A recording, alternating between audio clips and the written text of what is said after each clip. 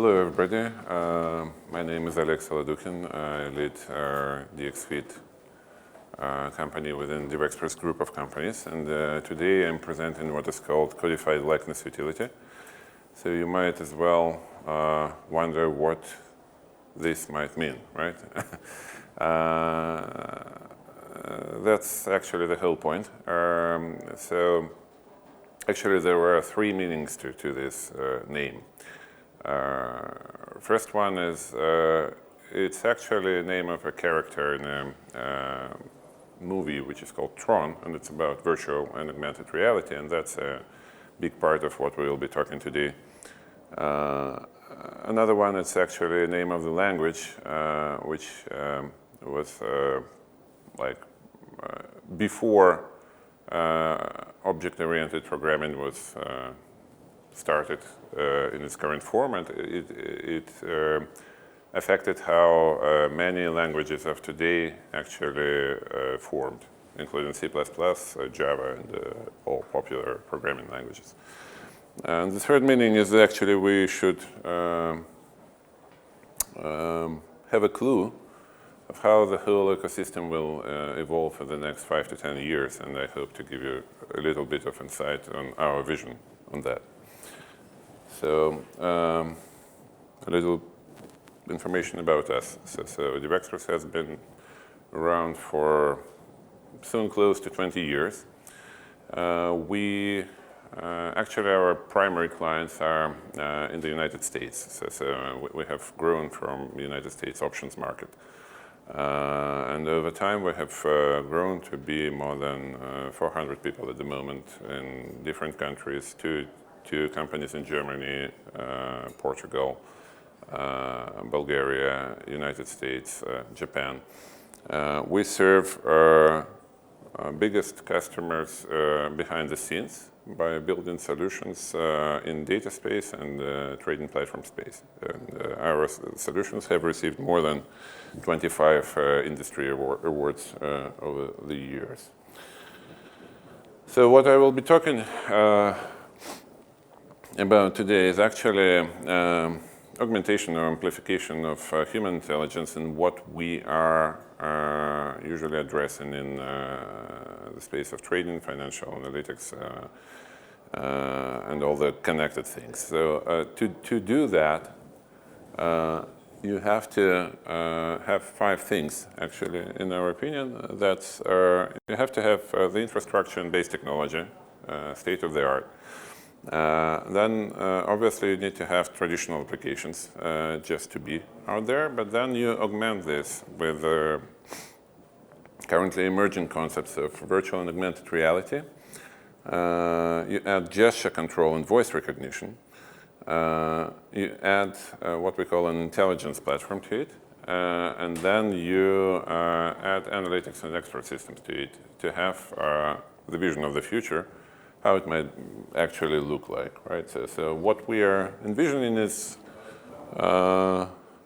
shown. It's a movie, you know that, right? So it's Tony Stark.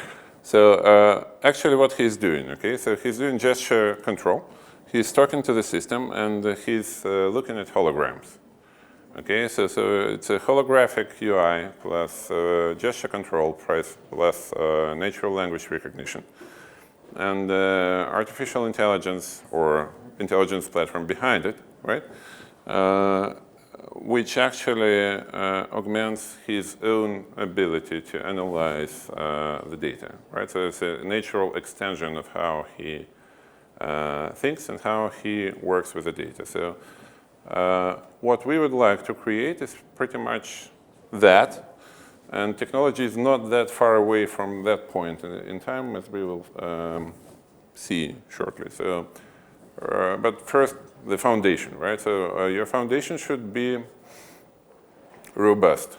So you have actual infrastructure in place, and you have the base technology layer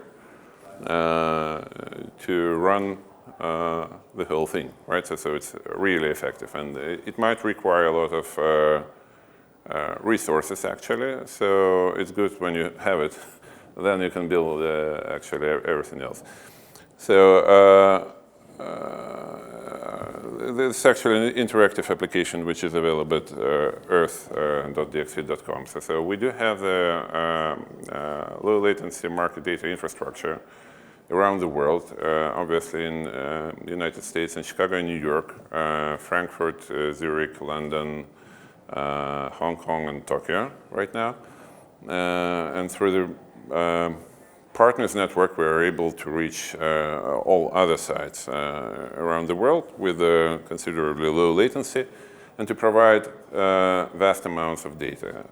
On top of that, we do have logical infrastructure, which basically combines all sorts of data through a single data bus and a variety of APIs and front ends presents it to customer. The customer might be the end user or developer. So we can build a connected ecosystem of partners through what we have here.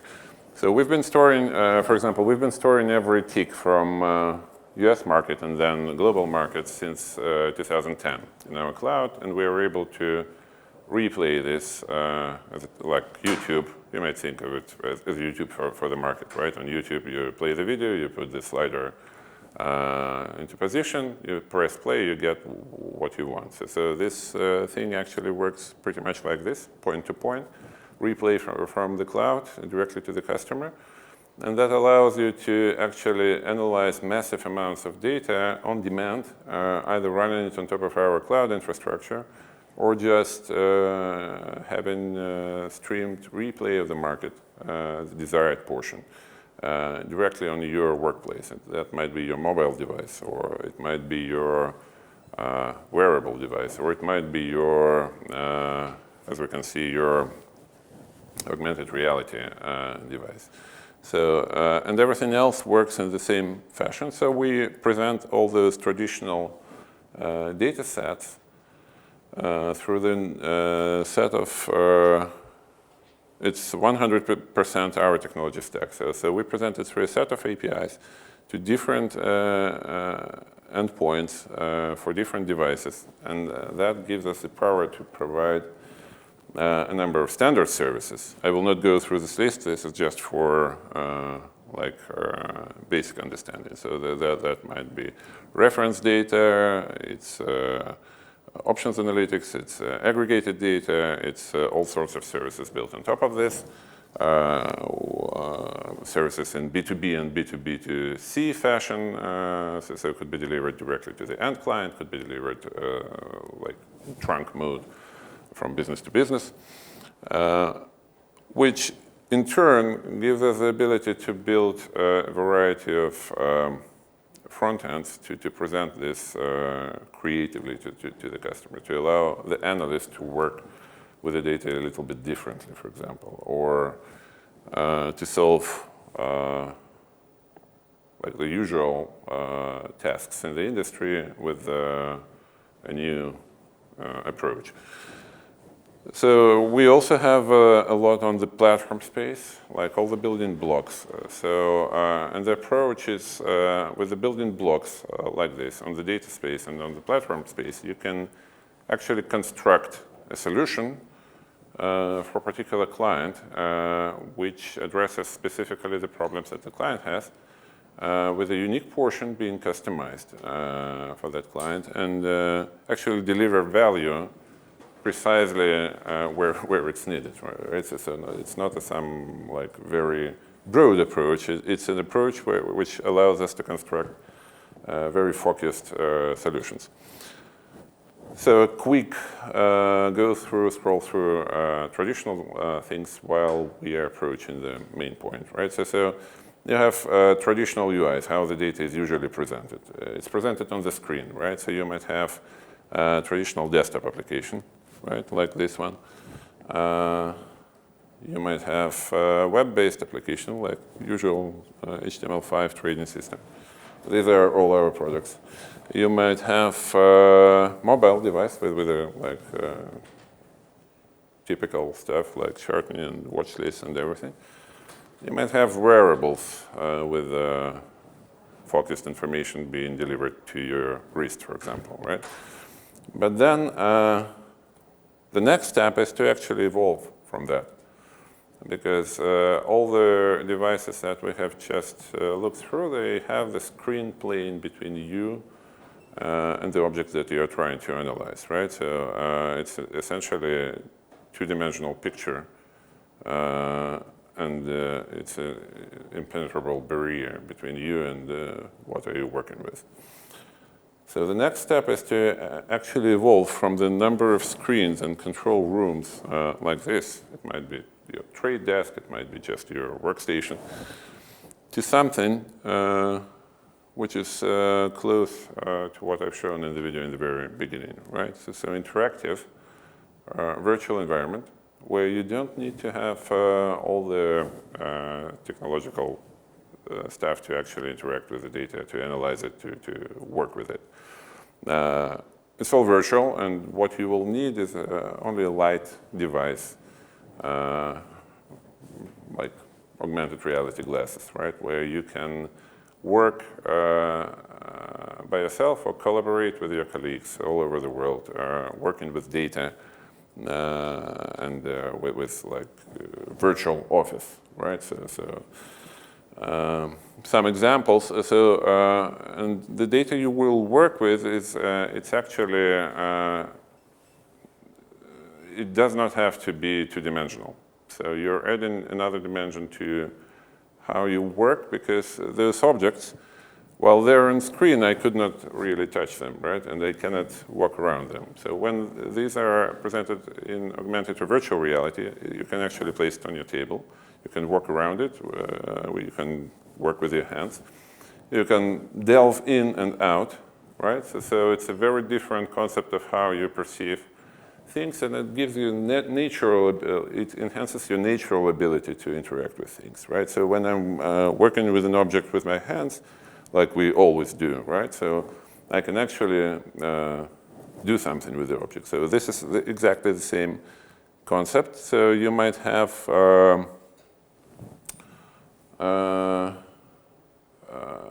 so you might have a representation of data being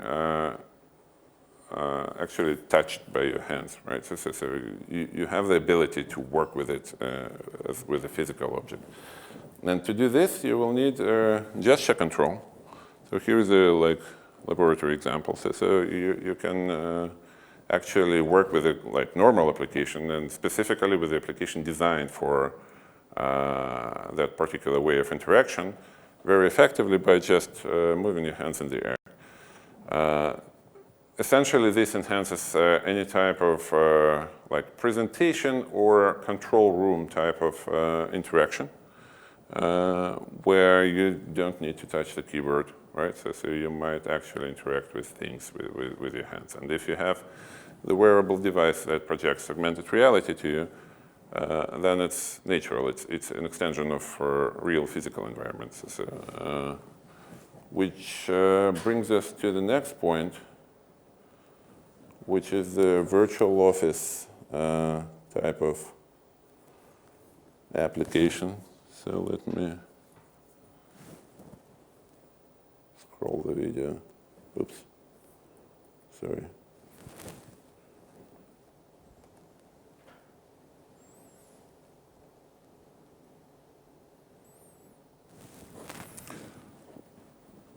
So you can actually create this is a working application on Microsoft HoloLens right now, on any Unity-enabled device that could create virtual office around you. Actually, you can work with your usual widgets as like you have on your screen, but these are projected around you. So you don't need like 8 monitors like usual trader workstations around you, right? All the trade desk type of functionality. Instead, you might work with 2D and 3D data representations, which are created around you. So this is like book map in 3D, right? That's how the book evolves in 3D. You can slice and dice it. You can actually connect to your colleagues around the world. So I can work with somebody from Hong Kong, and we'll see the same picture, but it will be like we have a meeting around the table, actually, right? So if I put like cameras in the offices, we can even project our holograms, like Star Wars stuff, exactly the same thing. So it will, the 3D figure will appear, right? So, and you can work with volatility maps. You can work with normal charts. You can work with 3D charts. It enhances your ability to understand the data in like a more intuitive way by having it in your hands, right? And you can actually like create virtual environment around you as you wish, right? And then you save it, and then you can work from your garage. You don't need anything but the chair, and you have a full virtual office setup. So this is how it works. Now the next step is to actually enhance it with what we call an intelligence platform, which is a set of components behind it that gives it like predictive power, analytics, all that. And you will need different data sources connected to it, right? Preferably as much data as you can grab. You will need to have different ways to interact with it. It might be, actually you can reach a wide audience of users through messengers, for example, by providing sort of like chatbots and intelligent conversation partners, let's say, in the form of AI. You can have voice messengers.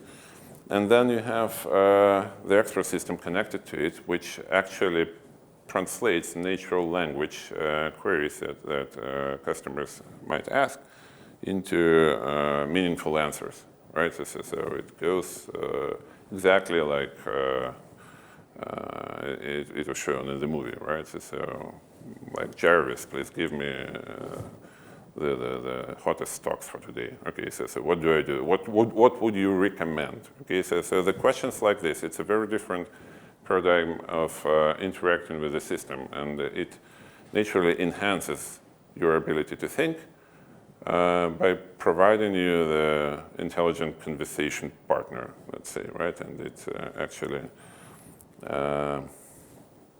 increases your ability to analyze the data while actually having the data in front of you with a virtual environment, right? So it's all combined, it gives you the vision of the future. So now a few examples of analytics that we already provide, not necessarily in a virtual environment, but just as an extension of the usual things. One is called dxFeed Radar, another is Bookmap, which is a collaboration between us and the other company. So Radar is a concept of software as a service, actually, but it's enhanced. So the way you interact with the service, it's a set of APIs, actually, where you send the script on a functional language that is built around data analysis and time series analysis to our server somewhere in the cloud. It is compiled, and then it returns you results, right? And this might be a complicated calculation. It might be technical studies. It might be different kinds of signals, alerts that you will generate, and you can trade on them or just chart them or somehow present them. And there is a ready-made component which we also provide, which gives you just as an example of use. It's a market scanner. Okay, so it's an embeddable market scanner for equities options space, which does not require any footprint on client side. So you just use it as a service, right? And it scans the whole universe of several million instruments for you just on demand. A few screens on that. So here is a script which is actually sent to the server, but you don't need to see this. You can construct the expression visually. So there are different APIs for that that customers could actually use, and like just an example of number of data points which are currently available. So pretty much everything in the equities and options space, more than 1,000 data points in equity fundamentals globally, plus options analytics, plus different studies on the usual charts or like book analytics. So everything is exposed through the language. So you can actually construct very flexible interaction with it by just sending scripts to the server and getting back the results. So it's a kind of Oracle type of interaction. The book map is another example of for display. It's displayed in our booth. So welcome to our booth upstairs. It's on the left side of the main hall. So book map gives you insight into market structure by plotting the heat map of the full order book on different resolutions, and it actually loads the whole day pretty much like immediately. And there you can search for patterns. There is an extensible engine for different pattern recognition functions, and you have the essentials right there. And the platform itself is extensible, and the services behind it, they actually provide the picture that you see here as an API. So you can actually have the whole market heat map combined within seconds from our server, from the cloud, on demand. So that's. Would you mind to explain this little graphic a little bit more, or is it a company secret? No, I will go to this. So probably this is a little bit better. So this is your usual chart, right? Candles and bid and ask curves. But then you have levels. So on your usual full order book, right? There are orders on different price levels and different volumes are there. So they evolve over time, right? So the picture is moving over time. So what you see here is the actual layers, let's say, of gold within the market, right? So the lighter the color, the more volume you have at that particular price level. And it gives you the insight. It's much more informative than the normal chart, right? Because you understand what's happening around your BBO, around your last trade. What's actually what is actually in the depth of the market, right? Can you explain what these horizontal lines, like the yellow? Yellow is the most volume at this price level. Most volume at this particular price level, you see. So the best bid is right there, like 167.23. But then actually in the exchange book around it, you have the much more volume on different levels. So you can understand which price you would. I mean the long yellow line and the upper part of the chart. So it's a. What this means actually, the long yellow line, right, is that the volume at this particular price level over time, like time is here, right, was high up until that point when a big trade happened. Then it disappeared, right, because all the volume was gone.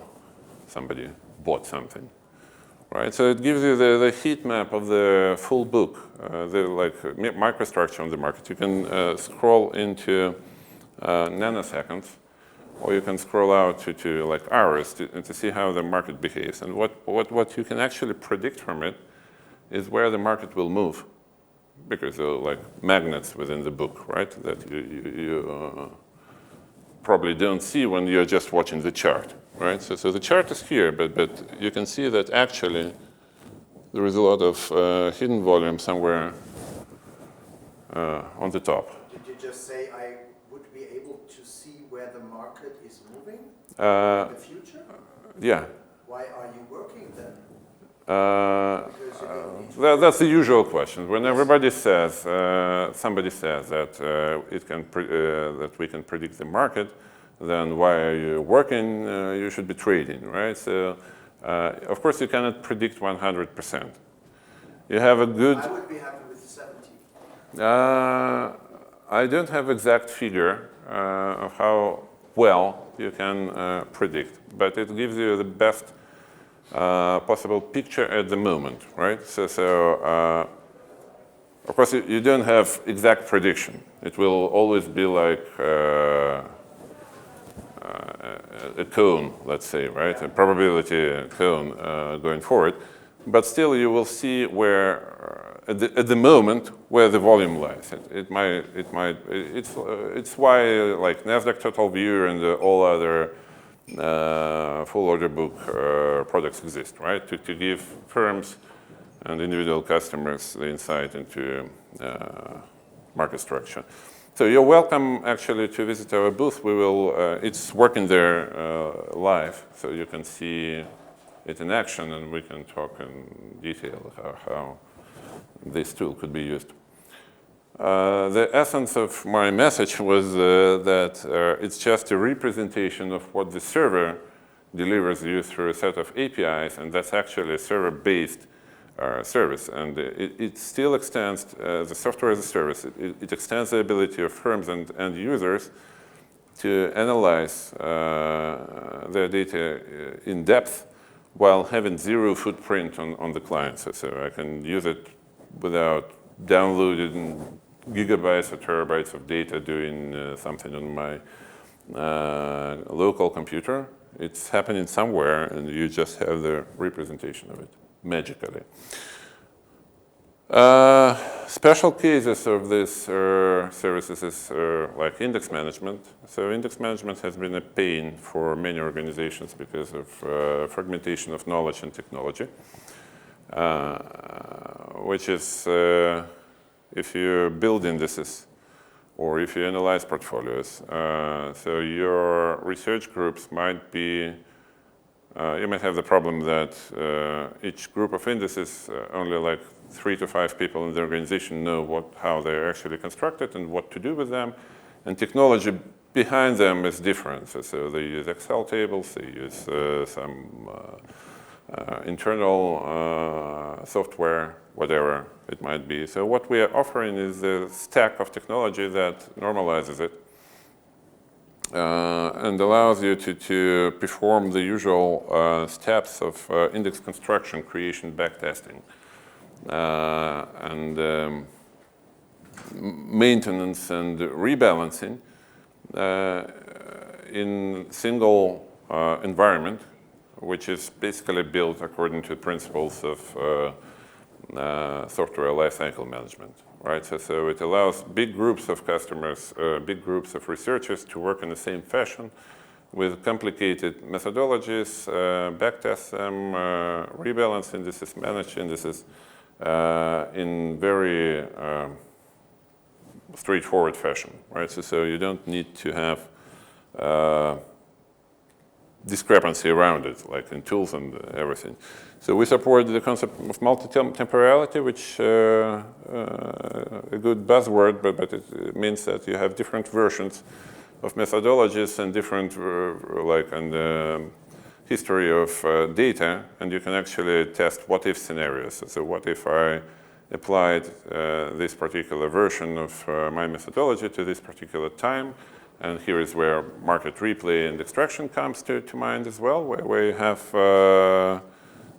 full history on tick and aggregated level for the market, and you can analyze what would have happened if it was. So a number of, I won't go into too much details on this, but a number of predefined strategies and predefined templates for this. Design and automation for workflows, which could be visual, as you can see on the screen. So you can actually construct a series of steps. Each step will generate kind of log that will give you the results of what happened at this particular step.